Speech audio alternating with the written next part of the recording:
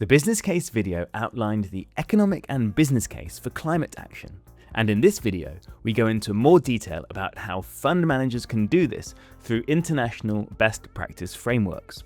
We'll cover 3 points: how climate-related risks may translate into financial risks, how to integrate the assessment and management of climate-related risks in the investment cycle, and reporting standards and recommendations for climate-related financial disclosure. Climate-related risk is recognized as a risk to financial stability, which can potentially lead to economic instability and financial shocks.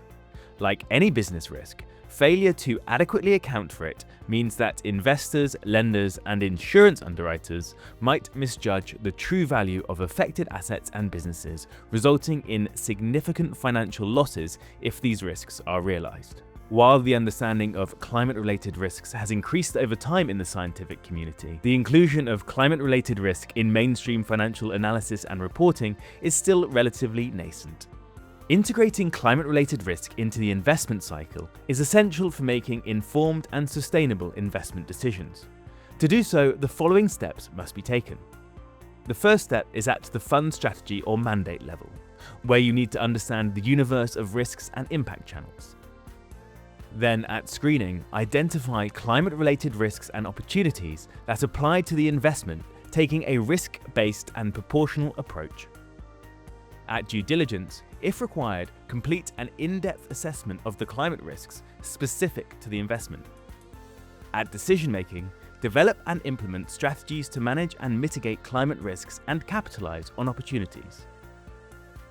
During monitoring and reporting, continuously track and report on the climate risks and their impact on the investment. And finally, at exit, ensure robust governance structures are in place and communicate the climate risk profile of the investment or asset to follow-on investors. And for more details on this, please take a look at BII's guidance on integrating physical risk in the investment process.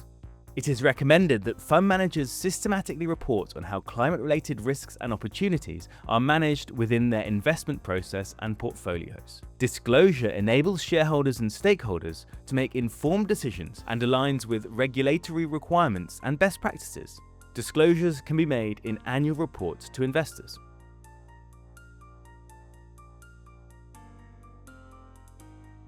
The Task Force on Climate-Related Financial Disclosures, or TCFD, was set up in 2015 to guide companies on reporting climate-related risks. Its recommendations focused on 4 main areas: governance, strategy, risk management, and metrics and targets.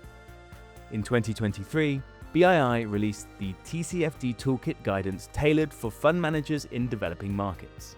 In October 2023, the International Sustainability Standards Board, or ISSB, took over from the TCFD and introduced 2 new standards.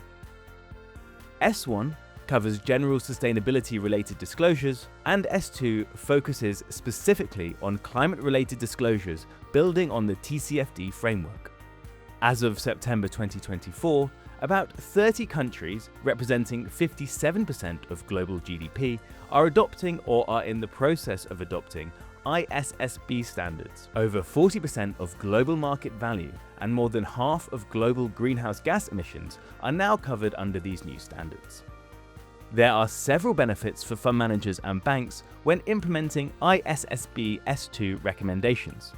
They include more informed strategic capital allocation, engagement, and exit considerations, enhanced attractiveness to investors and lenders with improved management of climate-related risks, addressing investors, financiers, and regulators' demands for climate-related information, and more effectively meeting increasing climate-related disclosure requirements.